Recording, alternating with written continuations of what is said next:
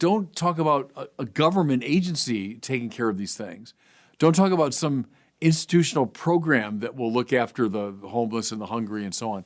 No, you do it. You do it. There are hungry people right near you. Well, feed them.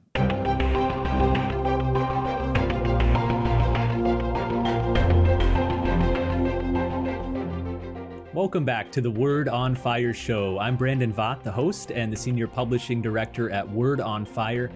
Almost all of us want to be a good person, but how do we actually do that? How do we become a person of love? That's what we're discussing today with Bishop Robert Barron, joining us from Rochester, Minnesota. Bishop, good to see you. Hey, Brandon, how you doing today? Pretty good. I hear there's some exciting developments and updates with the new pastoral center that you're building there in Rochester. Tell us about that. Yeah, as we record these words, I'm not sure when the show will come out, but as we record them, I just got back from a meeting at the new pastoral center. It's about, 6 or 7 minutes from where we're recording these words. It's in Rochester here. And we're moving, the headquarters of the diocese from Winona to Rochester. And through a wonderful donation from a great Catholic here and other donors, we got property and we're building a lovely pastoral center. And I brought in an architect friend of mine, Matt McNicholas from Chicago, who was trained at Notre Dame in classical Catholic architecture. And he sort of enhanced the building to make it more Catholic in appearance. In the center of it, it's got two wings. In the center, though, is a great chapel, and with a rose window and a vaulted ceiling. And it's not finished yet, but we got in today, and I really saw the height of it. And even now, it has a great majesty and beauty about it. So I'm just thrilled. It'll be a huge upgrade for us in the diocese to move from where we had been in Winona to here. And I think it'll be an evangelically important sign to the community, because as you come along, it's a major street. As you come along, you see this beautiful, the back of the chapel with the rose window. From the other direction, you see the facade of the building. And so I think it'll proclaim the gospel in its own way. So very happy about it. When do you expect it to be move-in ready? Well, they say April 30th. So what, about 4 or 5 months from now? And we broke ground in late April. So they build that building pretty fast. So I'm just delighted by that.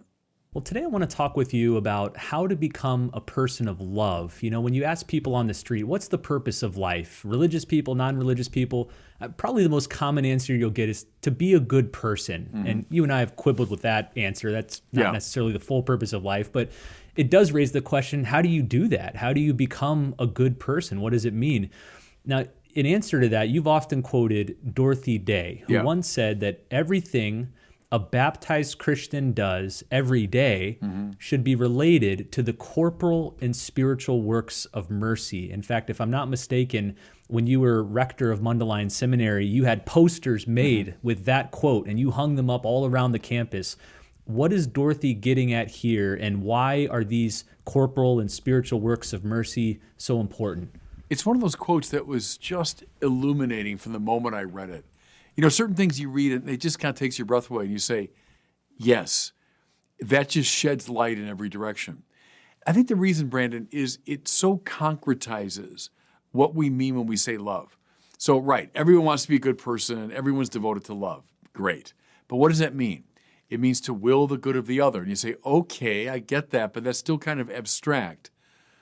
What does it mean to will the good of the other? And her answer was, it means the corporal and spiritual works of mercy, these works of love, right? An outreach in love to those who are suffering in some way. Now we're talking concretely about the Christian life. I like how Pope Francis likes that word concrete, to make something real. Because we religious people, especially, we can sometimes lose ourselves in gassy abstractions. Okay, so I'm a person of love. Well, that looks like something. It looks like these very particular acts. And so it's a great way of anchoring your spiritual life and your moral life. I just realized maybe there's probably some people listening who aren't familiar with corporal and spiritual works of mercy. So maybe we could back up one step and just give us a basic overview of what these are. We're going to walk through each of them one at a time, but what are these in general? Well, we should just probably name them, right? To feed the hungry, to give drink to the thirsty, to clothe the naked, to provide shelter for the homeless, to visit the sick, to bury the dead. I'm always missing one. Visit the imprisoned. Visit the imprisoned. So they're very concrete, aren't they? They're very particular. No, don't talk about a government agency taking care of these things. Don't talk about some institutional program that will look after the homeless and the hungry and so on. No, you do it. You do it. There are hungry people right near you. Well, feed them, you know? So it anchors the moral life in a way that is both unnerving and liberating. So you listed out the 7 corporal works of mercy. There's also 7 spiritual works of mercy. I thought maybe we could devote a discussion to that in a couple weeks or so. Okay. I want to focus on the corporal works of mercy today. Would you say it's correct that we, as people aiming to be people of love, should use these as a litmus test, that Yes. these are the marks we should measure our love against? Yes, because if you say, all right, to love means to will the good of the other and do something about it. All right. Now, show me. Show me precisely how you're doing that. And it's got to show up in your life as these works of mercy to those who are in need. So yes, I think it's a very good way to ground the Christian life. All right, so let's go through them one at a time. I thought, if nothing else, this might be a good opportunity for all of us to use as an examination of conscience as we're discussing these. Yes. To think through. Yes. Am I following these myself? Yeah. Maybe we can group the first few together. So the first 3 are feed the hungry, give drink to the thirsty, clothe the naked. How do you read these 3? Very basic needs of people that have to be met. Again, we can fly into the realm of abstraction. Oh, I'm helping people. Well, how? There are people who are in need in this most basic way. Now you say, oh, I guess, overseas, so I'll send some money to the missions. Well, fine. I have nothing against that. Please do it. And that is a way of doing the works of mercy. But we can forget, Brandon, very easily. I don't care who's listening to me right now. Trust me, within 10 minutes of where you're sitting, there are hungry and thirsty people. There are. I lived for 6 years, as you well know, in Santa Barbara, California, one of the most, exclusive parts of the world. Oprah lives there in Montecito. Prince Harry lives there. Kevin Costner, movie stars live there. I lived, 15 minutes from where they live. I didn't live in a fancy schmancy neighborhood, but Santa Barbara. But 10 minutes from my house in Santa Barbara, maybe less than that, there were people who were hungry and thirsty and on a chronic basis. So don't think that the hungry and thirsty and those who need decent clothing are just in some distant, Asian or African country. They are, no matter where you're hearing me, they are within 10 minutes of you. So what are you doing to help them? Now, homeless shelters and soup kitchens, and great. Believe me, there's one not far from you. I don't care where you are. There's one not far from you. Go, help out. Give money to it. Yes, indeed. Be a presence at a place like that. Yes, vote in accord with some of these principles. Sure, do all those things. But I like the direct involvement, that you personally kind of getting your hands dirty, so to speak. You get involved in these activities. But, think of something, Brandon, as simple as a mom preparing a meal for her kids. Well, that's a corporal work of mercy. She's feeding the hungry, Think of someone who's getting a lemonade for someone who's thirsty after a run or something. Sure, that's giving drink to the thirsty.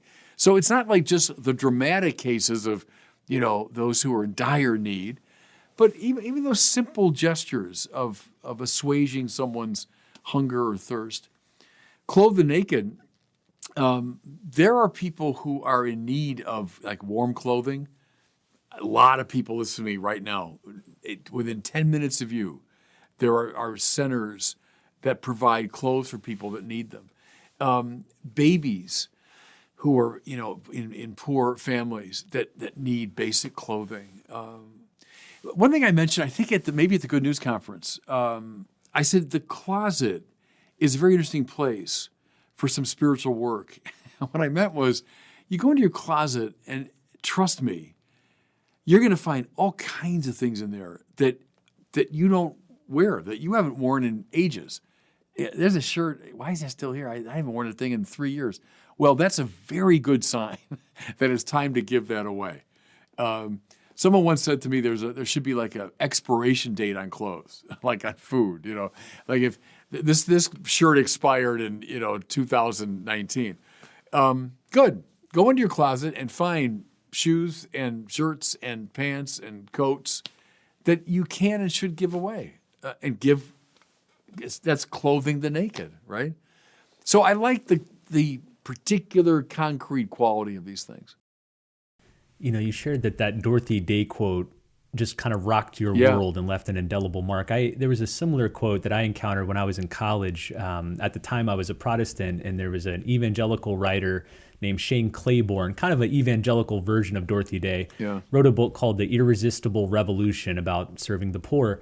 And he said this, he said, I come to see that the great tragedy in the church is not that rich Christians do not care about the poor, but that rich Christians do not know the poor. And his point was that there's an indirect way to help the poor through charities and organizations and donations. And all those are good things. We should encourage them. There's something radically different when you go into the street and physically give food or drink to somebody, or physically give clothes to somebody. Why is that a different type of interaction? Because it reaches to the fullness of your being. It's not just the velleity, that would be the most abstract, nor is it just sending a check. It's something that involves the totality of you. As I say, it gets your hands dirty. Or Pope Francis, it gives you the smell of the sheep, So I think it's an incarnational understanding of these works. The closet thing again is interesting. I think I got that idea from, it's been attributed to both John Chrysostom and to St. Ambrose, the line that if you've got two shirts in your closet, one belongs to you, the other belongs to the man who has no shirt. Talk about a quote that takes your breath away, right? If you let that one sink in, I don't know. I mean, look at all the shirts I got in my closet, many of which I don't wear anymore. And you kind of wear the same thing every day. Yeah, that's right. I wear a lot of the same look every day, basic black. So there's such a good, challenging, and incarnate way of expressing love. So those are the first three of the corporal works of mercy: feeding the hungry, giving drink to the thirsty, clothing the naked. The fourth one is visiting the imprisoned. Is this one we should take literally, that all Christians should be going to prisons and visiting prisoners? Yes. I've many times quoted Johnny Cash, one of my musical heroes, but who played in prisons all the time. Famously, the Folsom prison and all that. And he was asked why he did that, and his answer was, well, because I'm a Christian, which is a perfectly satisfactory answer to that question, I think. So yes, indeed, it does mean that. But, he broadened it to, there are a lot of prisons, aren't there? Elderly people that are kind of imprisoned in their own home. Sick people that can be imprisoned on their own bed. People imprisoned by addictions. People imprisoned by their fears. Imprisoned by old hatreds they can't get rid of. There's a lot of forms of incarceration. And so do we visit, in a liberating way, those who are in prison? Maybe think about that when you, again, I like your idea, Brandon, of a way of examining your conscience. I find that very helpful when you go to confession, so that you don't just kind of repeat the same formulas over and over again, but you really examine your conscience. One way to do it is with the deadly sins or with the Ten Commandments, but this is not a bad way either. How have I done or not done the corporal and spiritual works? So as you're approaching your day, all right, who are imprisoned people that I'm likely to meet today, or that I should go to meet today and visit? It's a good question. I think there's a lot of us at Word on Fire whom you've counseled and helped over the years. And I know one bit of advice you often give to somebody who's really struggling in a dark period, whether because of depression or doubt or sin, or they're just going through something tough, And a bit of advice you regularly give is go out and do an Yes. act of love. Right. And you Yeah. use these as your reference. Why is Yeah. that the right path to take? I've been saying that for years because I preach that to myself too. Look, if the Lord is right about this, that you'll know that you're my disciples by your love. God is love. The goal of life is union with God, and therefore we have our answer. That's the answer. And I think it's proven experientially over and over again that when you're preoccupied, when you're afraid, you're anxious, you're depressed, there's a kind of, as Augustine said, right, incurvatus in se, you've caved in around yourself. Go out. Go out. And not just to find entertainment, go out in an attitude of love.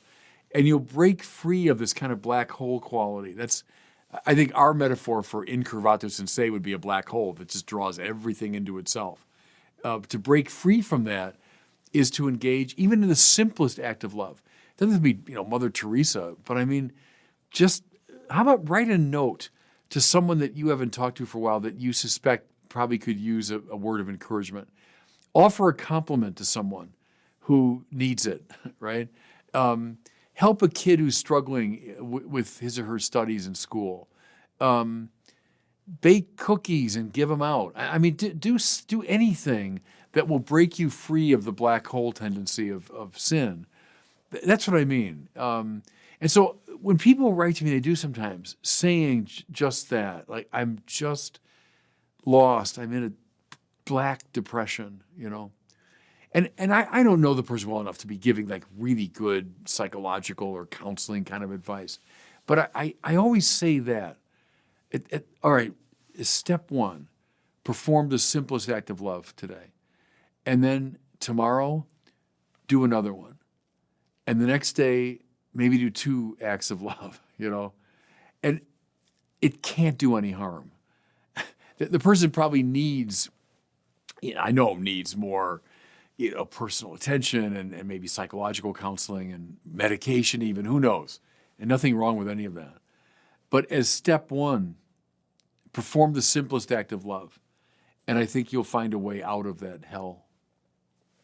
Well, the 5th corporal work of mercy is shelter the homeless. And it's easy to think of Dorothy Day once again. She and Peter Morin founded these houses of hospitality where they would regularly welcome people off the street to sleep as long as they needed to.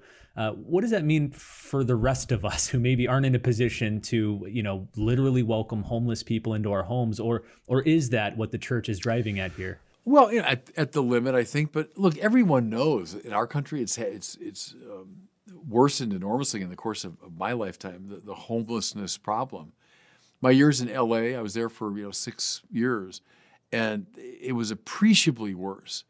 When I arrived in L.A., and even in Santa Barbara, when I arrived there, and then 6 years later, it was appreciably worse. Go up the coast in California, San Francisco, and other places.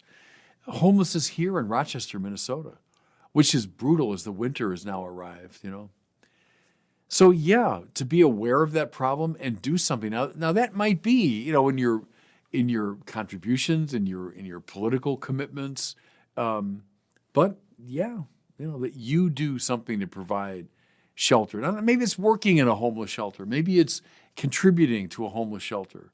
So different ways you can do it. But that problem has only gotten worse, hasn't it, in our time? All right, let's move to the 6th corporal work of mercy, which is visiting the sick. How should we understand that? Something everyone can do from oldest to youngest, it seems to me. We all know someone who's sick. In the hospital, in a hospice care, in nursing care, someone who just has a bad case of the flu and they're in bed. Everyone, I bet, listen to me right now, knows somebody who's sick and could stand a visit. When I was doing parish work, Brandon, many years ago, I was very devoted to this. And not that I found it easy, I didn't. The prospect of getting in the car and driving to a hospital and spending a couple of hours, visiting parishioners. But gosh, I always, without exception, came back from those visits full of joy. I always thought of the psalm. They went out full of tears, carrying seed for the sowing. They come back full of songs, carrying their sheaves. That's what it was like for me when I was go to the hospital to visit parishioners. is I kind of went out with tears, like with some resistance, but I always came back laughing. Always came back with a song. Right? Do it. Do it. Visit people who are sick. We all know somebody. So it's, again, concrete. Hard to do? Yeah, sometimes. Annoying, difficult? Yeah, but do it. Visit the sick. I like how this corporal work of mercy is not heal the sick, not Right. make them feel better, but visit Visit them. them. Why? What about visiting is This important? is an act of love, isn't it? It's being with someone. It's willing the good of the other. As I've come just to be with you. And I remember this is some years ago when I was really sick. I won't go into all the details, but I just come out of a surgery, and I must say I didn't want visitors at that point. I was like, please go away. But then after a few days, no, I craved having visitors. Because we all know it's a tough time, and it's hard to be yourself when you're sick, and so visiting means a lot. All right, let's turn to the last corporal work of mercy, which is burying the dead. And I know you have a particular memory of your father in regards to this corporal work of mercy, how Yeah. he practiced it Well, and counted it. it's where I learned the term. 'Cause this one, I was a little kid, and my father, was a good Irishman. He went to a lot of wakes, and he was a salesman. He knew a lot of people, and that combination meant he went to a lot of wakes. And he'd come home from the wake, and I'm a little kid, and we're kind of wondering, what were you doing? What's the point of that? And he'd always say, "Corporal work of mercy." So he must have learned that when he was a kid in Catholic, grade school. So going back into the 1920s. And what do you mean, corporal work of mercy? And you say, well, that's one of them is burying the dead. Is that you're attentive to the needs of, those the families of those who've died, et cetera. And so that's where the phrase first got in my mind. And biblically it goes back to Tobit, doesn't it? In the book of Tobit, who buries the dead, who were left lying on the ground and not attended to. And so it was a work of mercy for them and for their families. And so, again, when I was a parish priest, I spent a lot of time burying the dead. I spent a lot of time in funeral parlors, going to wakes, and then presiding at funerals, and then driving behind hearses to cemeteries and doing graveside services. I spent a lot of time burying the dead. I would tell my guys at Mundelein when I was rector, as a priest, you're going to do the corporal and spiritual works of mercy. And one of them is that. You'll be 26 or 7 years old. It's a beautiful summer day, and you're following the third hearse of the week, But that's the game. That's what we do. We do the corporal and spiritual works of mercy. So that's, again, a concrete expression of the church's life. As we wrap up here, I wanted to ask one more question about these corporal works in relation to families. Bouncing off something you said just a little bit earlier is, I talk to a lot of mothers and fathers with lots of kids, and they already feel overwhelmed thinking of adding all these extra corporal works of mercy to what they're doing. But I know for me, there was once a priest who impressed upon me the need to practice these within the family, and Yes, how parents yeah, are absolutely. naturally already doing Yes. at least six of these things Right, every feed day. the hungry. Think of all the times, Brandon, you and Kathleen have fed your children and give them Most a drink days, when they're most days. Well, yeah, a few days you just leave them to starve. No, so right, and clothe the naked. Well, look, how many babies have you brought home, naked from the hospital? And from that moment on, you've been clothing them. So yes, that's absolutely right. And then even visit the imprisoned. Not that your kids are in prison, but they'll get imprisoned by all kinds of their fears or their anxieties or whatever. Visit the sick. Are you kidding? Parents are always at the bedside of sick kids, right? So yeah, that's absolutely right. It doesn't have to be, the dramatic Dorothy Day, Mother Teresa expression, but it can be very everyday. Absolutely.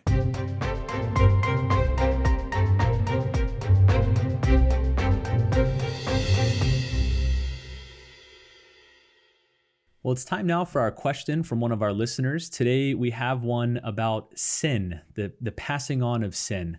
Here's the question. Hi, Bishop Barron. My name is Gigi, and I'm wondering, since I did not inherit the sins of my parents, why did I inherit the sins of Adam and Eve? Thank you for taking my question. Goodbye. Yeah, thanks. It's a good question. But see, I would quarrel with your major premise because I think willy-nilly, you have inherited your parents' sin. I don't mean that your parents' sin is applied to your own will, like you're responsible for their bad choices. But sin is like a contagion. It's like a dysfunction in a family. So think of a kid born into a dysfunctional family where alcohol abuse or drug abuse or physical abuse or whatever is on offer. Whether that kid likes it or not, he inherits, in that sense, the sins of his parents. The most dramatic example would be a crack baby, right? There's a baby that's born to a mother who's addicted to crack. The baby is born addicted to crack, even though the baby's not morally responsible in any way. But de facto, the baby has inherited the sin of his mother. Well, I think sin is kind of like that. It's a poisonous atmosphere that we're in. And I had to think about my own dear parents. Sure, the quirks or limitations of theirs that I inherited or that I was affected by. And I think that's the best way to understand original sin, that we do indeed inherit now this whole long history of human dysfunction, beginning with our first parents, but coming up through the whole of human history. Sure, we inherit that. It affects us. Again, not to be assigned to my personal will, but that's what the church teaches. Original sin is not assigned to my personal will, but it's like a poisonous atmosphere.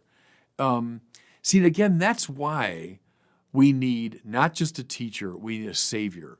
We need someone that can come into the dysfunction, but is not of the dysfunction. See, if Jesus is just one more human being, well, they're as affected as I am. They might be smart and interesting, and they might offer some political liberation or whatever, but they won't save us. The Savior has to come from outside the dysfunction and enter into it. We say he's fully human and fully divine, because only such a figure can really save us. He's only human, well, then he's stuck in it with us. He's only divine, well, then he's hovering above the mess. But he's divine and human, now he can function as a savior. And that's why we need him to save us from sin and all of its manifestations. Well, thanks for that question. And thanks to all of you for joining us for this discussion on the corporal works of mercy. Again, probably in a couple weeks here, we'll have a follow-up discussion and we'll walk through the spiritual works of mercy. So look forward to that one. Listen, as we wrap up here, Lent is right around the corner. When this episode drops, it's only going to be about a month away. Lent actually is going to be on February 14th this year. It's on Valentine's Day. Yeah. So good luck to a lot of couples trying to figure that night out. But at Word on Fire, we are once again releasing our Lent Reflections booklet. So you can get your 2024 Lent Reflections booklet today, and we want to send it to you for free. You can get a free copy. You just cover the shipping and handling. You can also order bulk copies, 20, 50, 100, or even for your whole parish. I know tons of parishes do that.